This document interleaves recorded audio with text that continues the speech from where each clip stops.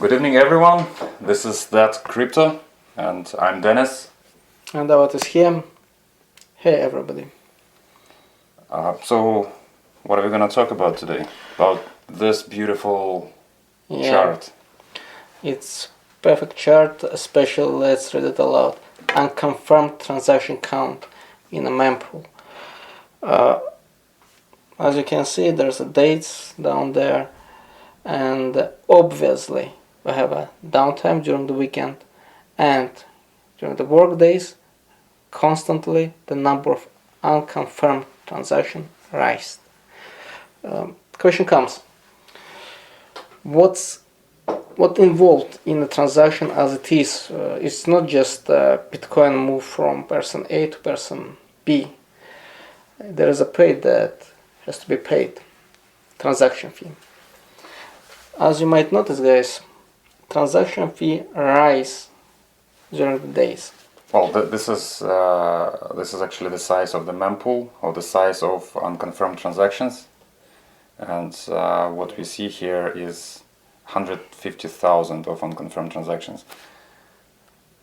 So the problem with Bitcoin, or it's a feature actually, the block size is limited to 1 megabyte, which roughly can fit about 2,000 transactions right now, and the maximum maybe 4,000 transactions,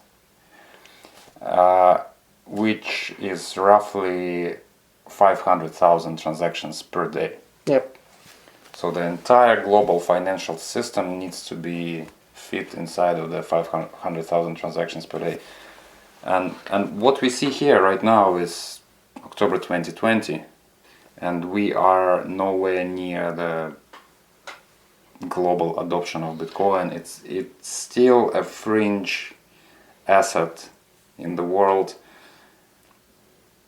even though we observe all the institutional investors jumping in, companies, corporations putting the Bitcoin on their balance sheets.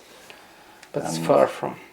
It's like MicroStrategy was the first big one publicly traded that bought roughly $500 million worth of Bitcoin, and Square, and we have a bunch of other companies, and it's not even a lot, it's 20, 30, maybe 50 if you count everything.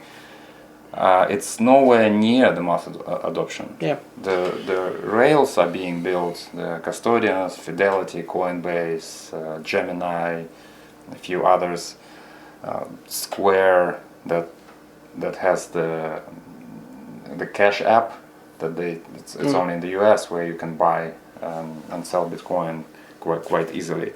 So they self-custody Bitcoin, and Square bought $50 million worth of Bitcoin a couple of weeks ago.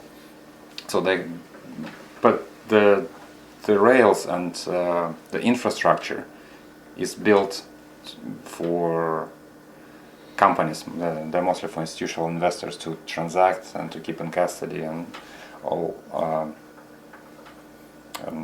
other things. However, we are nowhere near mass adoption. So no one is paying with Bitcoin for Starbucks coffee or something like that.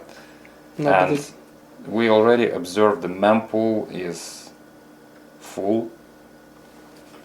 So in the last 3 years, it was possible to pay only 1 Satoshi per byte for your transaction to go through, and usually it would take a few blocks, maybe an hour to confirm. Sometimes maybe a day. So right now we see this the blue thing is the blue thing ends with 10 satoshis per byte, and we actually see here transactions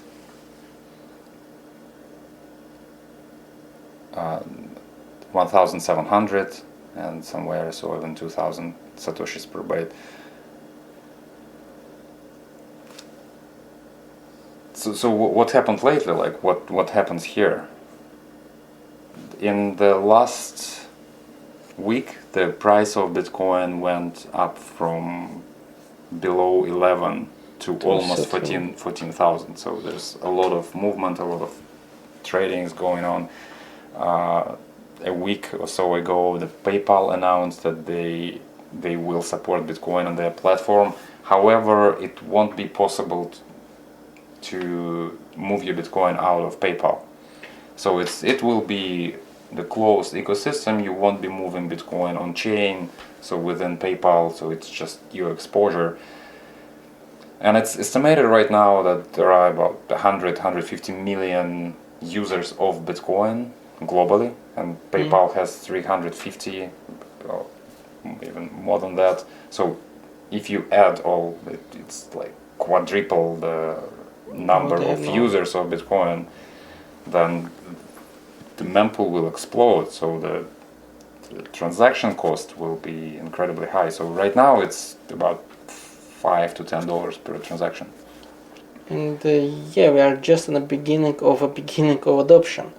So can we say that mostly Bitcoin with so much cost of transaction might be used between big players in a certain way for them, and yeah, you will never be able to pay for Starbucks with your Bitcoin? Well, you obviously won't be able to pay for your coffee.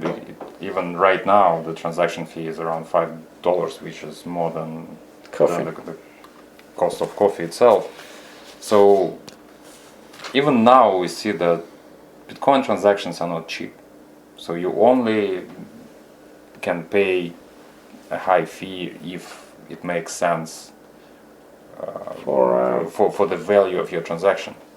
So it must be significantly higher than $5. And we are nowhere near the mass adoption. So this fees will go up significantly. So if right now it's $5, 1,000, I don't see the reason why it should stop at $1,000. Maybe it can go even higher than that. So then the question, is it a peer-to-peer cash? And what are the solutions for this problem? So there's Lightning. It's a second layer where you don't have on-chain transactions, so you transact off-chain.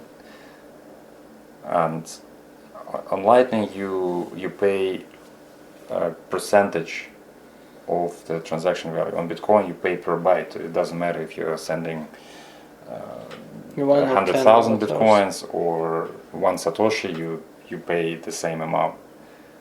On Lightning you pay a percentage. It's just like as banking system, and that's because the nodes that route your transactions, they actually have to commit a certain capital, and the capital is locked in the channel, and it has to provide liquidity. So you pay for liquidity.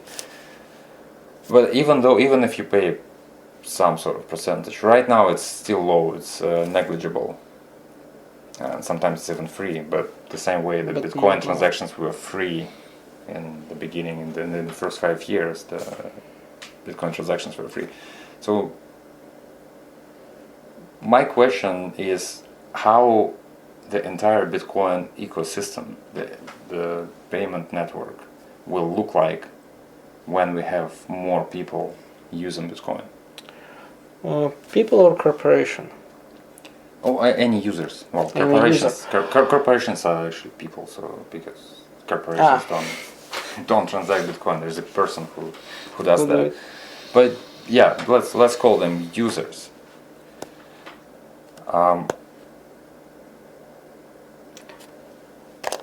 What if from these users, as we call them, we only keep big fish? So they won't be like number of transactions, but just 10 transactions a day between bank A to bank B, bank B to bank C, and that's all about. They do their stuff, and nobody else. Well, yeah, obviously only the huge transactions would make sense if you need to pay $1,000, maybe $10,000 per transaction. Obviously, the transaction must be in the order of millions, tens of millions, hundreds of millions, for it to make sense. And obviously, right now, if banks need to settle some transactions and they need to move money between each other, and the end transactions between countries, maybe gold is considered to as a final transactions, and moving gold between countries is way more expensive than $1,000. That's true. It depends on what we consider a settlement. So, and this is in between big banks, big players, big corporations. However, the narrative of Bitcoin from the very beginning was that it's peer-to-peer electronic cash where you can pay for anything you want with near instant settlement, censorship resistant, so you don't need to get permissions from anyone to pay for anything you want, to send money to anyone you want across the world, anywhere. So, and it's pretty fast. And as we see right now, it's not as good as it was advertised in the very beginning, because if you need to pay $1,000 per transactions, you can't send remittances to the Philippines, for example. You can't send $200 and pay $1,000 as a transaction fee. So Bitcoin is shifting in a way, like shape shifting, changing how it looks like and how it's used. It's used. And so what are the solutions that we can deploy to kind of mitigate the problem of the on-chain transactions fee? Obviously, we need to move off-chain somehow. And as of now, there are two ways, as I mentioned: Lightning first, the payment channels, and the sidechains. We know a couple. One of them is Liquid, that's built by Blockstream. So how it works? So basically, you send your bitcoins to a certain address where it gets locked, and on a separate blockchain, which is Liquid blockchain, a token is created. And then on a separate blockchain, you move the token, you do whatever you need to do. The transaction fees are lower. The Liquid is actually a private blockchain, confidential. Everything is hidden. All transactions are private. It's much faster, and yeah, this is one of the solutions.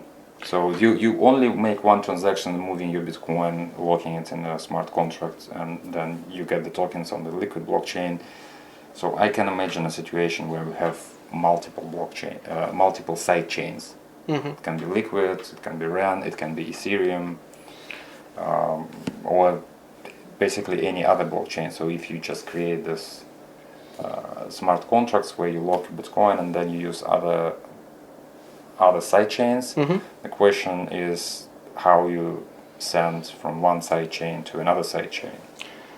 And also the people might ask you, what about Litecoin? Litecoin came up to the world as a cheap, not a good word, but let's call it cheap Bitcoin. And the relation between how many Litecoins is in one Bitcoin, it's a questionable, but yet it might be on a free market considered as a normal flow. However, what might happen, we might have the same situation for Litecoin as well. Because technically, what will stop Litecoin to keep the same way as Bitcoin already did? Yeah, that's a good point. So in the same way we had gold and silver as a cheaper version of gold, where you can pay. The gold was too expensive. So for coffee. For coffee. So you just need to shave a little bit of gold, and very difficult to measure So that's why people used silver. However, silver was much easier to produce, to mine. So every few decades, the exchange rate needed to be recalibrated. So the same thing, yeah, we can say why don't we use 1,000 of different other cryptocurrencies as a means of Yes. exchange for the same purpose as the gold completely replaced silver. So central banks don't keep silver in their reserves, and that happened with the advance of the technology when we invented paper money, which were like gold receipts. And with gold receipts, you can divide the paper money as much as you want. So the same thing here. The Litecoin in itself is the weaker. Should I say weaker? The money is not as hard as Bitcoin. When we look let's call it as it is. Yes. Yeah. So you don't want to store your savings in Litecoin. And if you don't want to store your savings in Litecoin, it means you don't want to get paid in Litecoin, because every time you get paid, you want to get rid of Litecoins, whether exchange to Bitcoin or pay for something else. Let's just make some statements to our audience. Yes, we know that sometimes price of Litecoin might rise faster than price of Bitcoin if we are counting price in USD. But we are not talking about that right now, because again, that's something else. We are considering just a bit different point of view. Just the fact that Litecoin can get faster in a world is the fact which makes it weaker than Bitcoin is. And what do you mean by faster? The confirmations? Yes. So the blocks in Litecoin are 2.5 minutes, 2.5 minutes, while in Bitcoin is 10. However, you don't really care about the block times. How fast they are. What you want to look at, the production of that. What's more important for you is the finality of your transactions. You want to make sure that the transaction is final, which it's on the proof of work blockchain. It's never final. It's probabilistic. So the longer you wait, the more blocks are mined. The information is stronger. Yeah. So the probability of reorganization of the blockchain is lower. So basically, if someone wants to reorganize, they need to redo all the work that's done before that. And the Bitcoin has the highest difficulty, the highest work. So the attack on Bitcoin blockchain is much more expensive. It's the most expensive blockchain in the world. So what you want to look at actually is not the number of blocks confirming your transaction, but the amount of work done. And I'm not actually sure about the ratio of work between Litecoin and Bitcoin, but I'm sure it's like more than 100, maybe 1,000, maybe 1,000,000 even. So, and that's why one Bitcoin block has more security and more work because of the work done than 100 blocks on Litecoin. So actually it's not faster. So on Bitcoin blockchain, you can look the whole. You have to actually wait longer on Litecoin to have the same assurance of the finality of your transaction than on Bitcoin. Agreed. That's the point. So the same thing with Bitcoin. You don't need to wait for confirmation. You can decide that's transaction in the mempool and that's enough. If the person who sent it didn't use the RBF replaced by fee. So if it's a small thing, you don't even need to wait. A small amount, you don't need to wait for confirmation.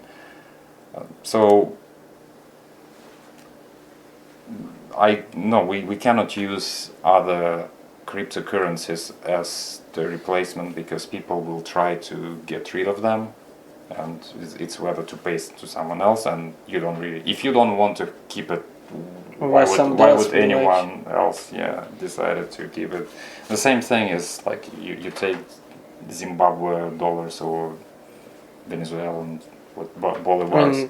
Just cheaper cars, okay? Yeah. Well, because of the inflation, Yeah. and so, well, yeah. If As soon as you get it, you wanna get rid of it right away, cause if this the only payment that the customer can pay, maybe you will decide with a huge premium, and then you would take want the to risk because get rid of that money as soon as possible. So the same thing goes for Bitcoin, and I'm not even looking at other cryptocurrencies. So yeah, I'm looking at the solution. So Lightning is the second layer of Bitcoin. It's the payment channel. We open the channel with you. However, to open a channel, we need an on-chain transaction, and the channel is limited. So we lock the Bitcoin inside the channel, and we can only transact with them the amount that we already keep there. And if you want to add more funds, so it's another on-chain transaction, which we look at this mempool picture, and it doesn't look good. And if there is a dispute on Lightning, the only way you can settle this is to have another on-chain transaction. And if it's $1,000 and all your Lightning, the dispute is about $500, you don't really want to do this. That's why the security is lower in Lightning channels. And even though you can route through multiple nodes on Lightning network, there's no guarantee that you can find the route to your end destination and that the channel will have a capacity. Though there are improvements in this area, the latest one I read that if you can't find the direct channel, the Lightning can split up your transaction and send one part through one route and the rest through different routes. So the improvements are there. It's still it's not ideal. The sidechains, though, you can lock whatever amount you want, and within the sidechain you can send any amount to anyone who has who uses this chat. So anyone can address the question. Then is like how do you transact between side channels? Maybe, well, I haven't heard any solutions. No one is talking about this, but maybe you can do the atomic swaps, they're called, between side channels. Yeah, maybe that's possible. Come with bridge networks and things like that. Let me, by the way, predict another question. People will ask, hey, you know what, I look on a graph and I see there's a periods when everything is low. Why not to do all my transactions in Saturday night? Well, the answer is obvious. There are not only you, my dear friend, who is so smart. So, well, even if we look at this picture, and we see, well, this dip is Saturday and Sunday, so people transact less on businesses. And you can still have your transactions confirmed with lower fees, but it never goes to zero or to 1 Satoshi. And it looks like that if you have the fee of 1 Satoshi per byte, it won't be confirmed even on the weekends, so you have to go higher. And then again, there's no mass adoption at the moment. Yeah. And still you can't use the 1 Satoshi per byte. So, and just imagine a few thousand people just decide to settle on the weekends, or maybe more than a few thousand, but the idea gonna be the same. It's not gonna be here. Yeah, this gap will be closed pretty soon. So and actually about the Lightning, if you want to onboard everyone, 8 billion people we have on Lightning, and the Bitcoin blockchain capacity is 500,000 transactions per day. How many? So it's gonna take 40 years to onboard everyone, and the entire blockchain will be filled only with transactions of jumping. Yeah, opening wait. channels on Lightning. And by the time you're done, Well, then 40 years is enough. new people will be born, so you will need to continue only use Bitcoin blockchain for Lightning. So it might not really work. Well, I mentioned the sidechains that might work. Maybe. I guess there should be more discussion about that. Or the block size increase. We already have such forks, right? Yeah, so yeah, this was actually the problem between a group of people who decided to increase the block size, and then they created the Bitcoin Cash with higher blocks, and then Bitcoin SV with even higher blocks than that. The idea behind the limited block size in Bitcoin is that the size of blockchain should remain small. If you increase the size of blockchain, the requirements for the computers that can run nodes are getting higher and higher, and it's getting more and more expensive, which means less and less people can participate in the network, which makes it centralized and controlled. This is a problem with Ethereum right now. So Ethereum blockchain size is, I think it's over terabyte, something like that, and also it grows at a high rate. And I read what it's needed to run your own full node. Basically, you need the latest hardware. You need the SSD drive, you need the broadband, like the fiber optics, and even with that it's very difficult to catch on with the blockchain. So that's why Ethereum has, with time, it has less and less full nodes, and what they actually recommend, you just use Infura, that is a service that the company has a full node, and then you just use the interface. But that's the centralization. Eventually, you will have Google. Yeah, eventually it's going to be one's data center, and then you connect with it. But then there's no decentralization. Then it's easy to shut down and control and stuff like that. And the philosophy of Bitcoin, it has to be decentralized. The blocks need to be small. However, looking at this picture, there's a problem there. So that's why the block size increase not gonna work. Maybe with some optimization, the amount can be doubled, tripled, quadrupled, maybe. But I think we need like 1,000-fold or 1,000,000-fold to satisfy all the demands on chain. So the other solution is the centralized custodians. So, for example, the Coinbase, and I think that the most Bitcoins are held on exchanges right now. And within the exchange, you can send Bitcoin like easily to a different account without having the on-chain transaction. And then settle. I'm talking theoretically. I don't know if exchanges allow you actually to send within, but it's obviously a possibility. So yes. However, it's a third party controlling your Bitcoin, and it's not guaranteed that you can get it back in case of any changes, regulatory changes. And interestingly enough, a couple of months ago, the US allowed the banks to custody Bitcoin. So basically, this is where it's going. So people will keep Bitcoin in their bank account, make a transaction with which also solve the problem of private key management. The private key management and the security of Bitcoin is quite difficult.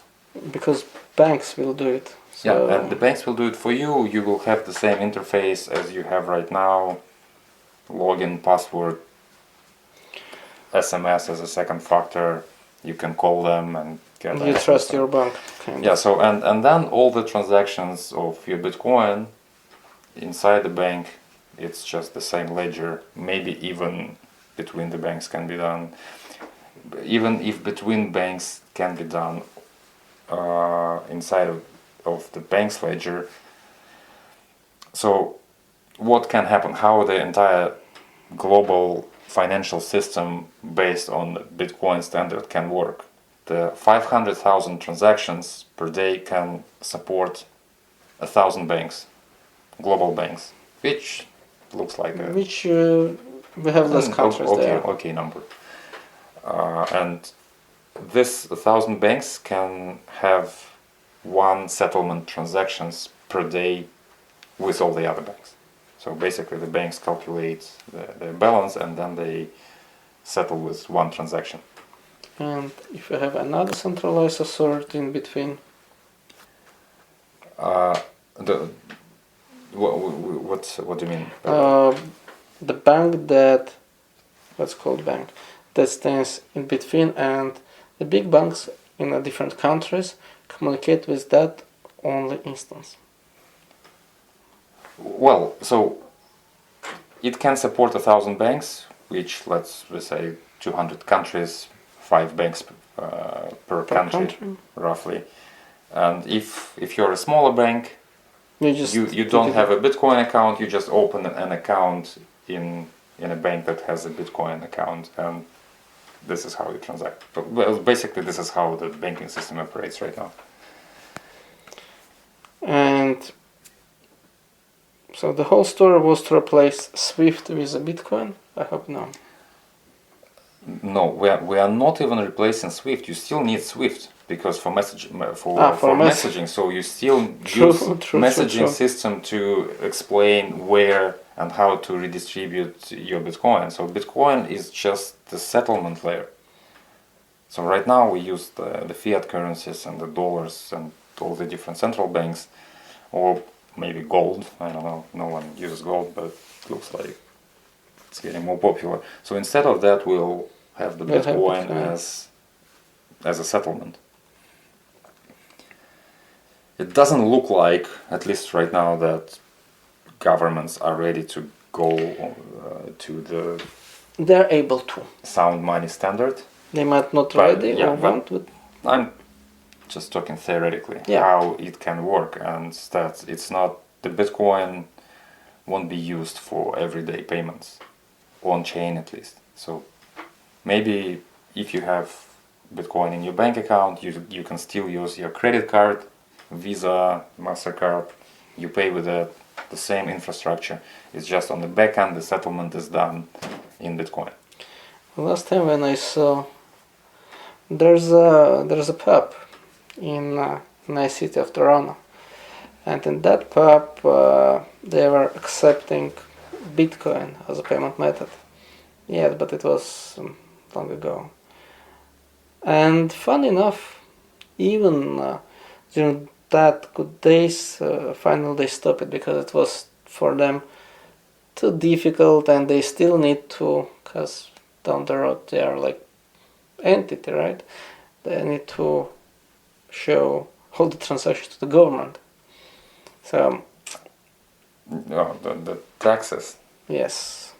Well, at any moment, like using Bitcoin as a payment for any business is not really practical because there are not a lot of people that have Bitcoin and want to pay with Bitcoin, but then you need to educate your personnel, and if it's like one person a month, and then people just forget what they need to do. Absolutely, that makes so much sense, right?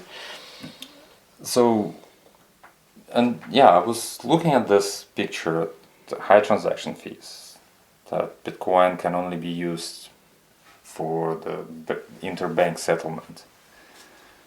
So obviously you're not going to use Bitcoin for coffee or any other everyday payments. And I listened to the interview of Michael Saylor from the MicroStrategy, the CEO of MicroStrategy, the company that bought like almost $500 million worth of Bitcoin. So his idea, like what the Bitcoin is used to, well, he was asked like, you have Bitcoin as your in your treasury, so will you be paying salaries in Bitcoin, or will you pay to your suppliers, or will you do any transaction? And I liked what he said. So he said that when you pay in Bitcoin, you actually you trigger the taxable event, and you need to pay the capital gain tax. Makes sense. And making payments in Bitcoin is way too expensive. So the capital gain tax, let's say 30%. So every time you do this, you add extra cost on top of that. So it doesn't look good for the companies. However, Bitcoin is the best collateral you can imagine, and this is why if his company would need any liquidity, any money, he would just use his Bitcoin as a collateral, borrow money. There's no taxable event on top of that, and actually because he's paying interest, it's deductible from his profits. So yeah, and it makes a lot of sense. So you use the Bitcoin as a collateral when you need the fiat money, the currency that people use, and you just borrow it, use Bitcoin. It's a perfect collateral. Even right now, there are companies where you can borrow money and use Bitcoin as collateral. One of them in Toronto is called Ledn.io, and they say it's gonna take you about 30 minutes from when you start the application until the money is in your bank account. So there's no background check. There's actually no record in your credit history because you use this collateral. And because the Bitcoin is the best collateral there is, so better than real estate, better than anything. So that's why they process this quickly. And when you transfer Bitcoin to their account as a collateral, they have all the guarantees that they need. So yeah, this gonna work fast and easy, and most likely Bitcoin will be used as a collateral most of the times.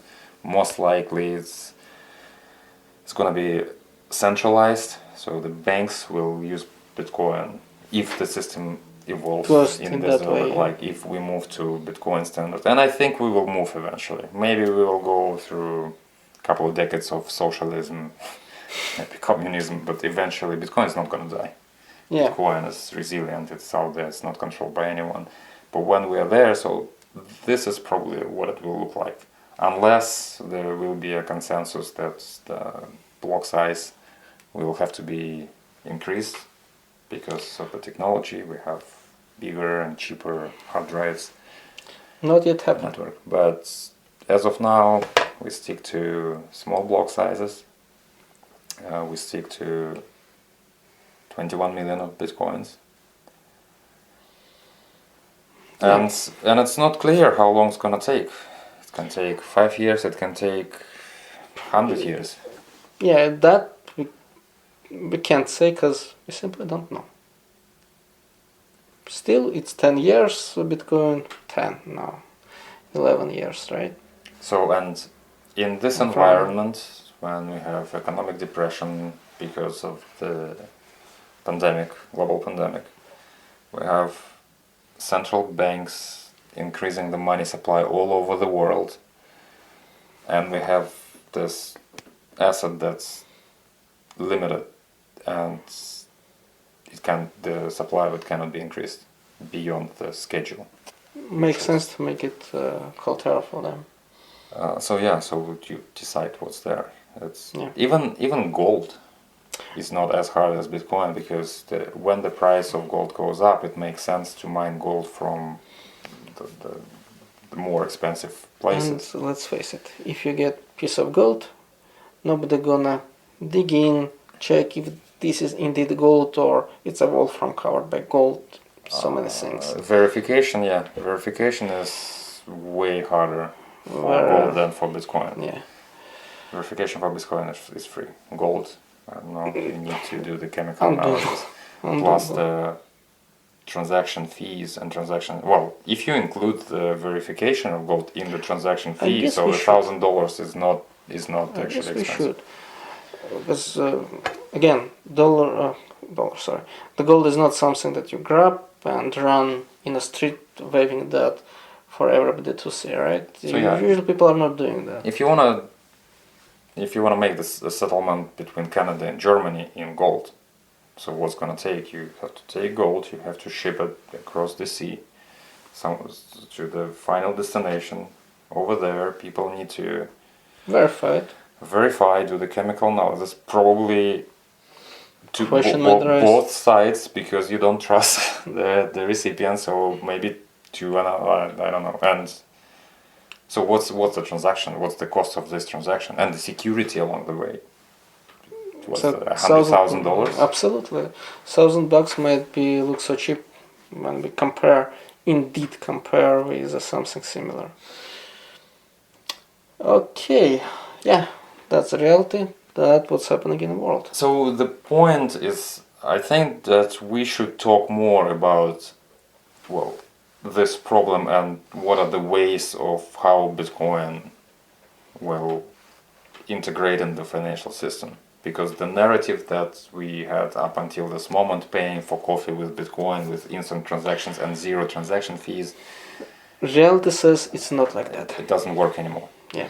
And thinking about how the banking system will be integrated, the payment method, will we still be using the credit cards with settlement in Bitcoin, or the Lightning network? There are solutions there, true. So there should be more conversations about this particular questions. And I can say, we can say that there's still time for that, because we are far from a mass adoption. Well, this is true, absolutely. Fun fact, interesting metric, that's and Google searches for Bitcoin are only right now only at 7% of the height in 2017. Huh. So people are not even interested in Bitcoin. Yeah. Well, I guess we can wrap up. Yes. Right now. Thanks so much. It was a pleasure, guys. Until next week, thanks for listening. If you have any ideas, please share in the comments on Telegram group. And see you next week. See you, everybody.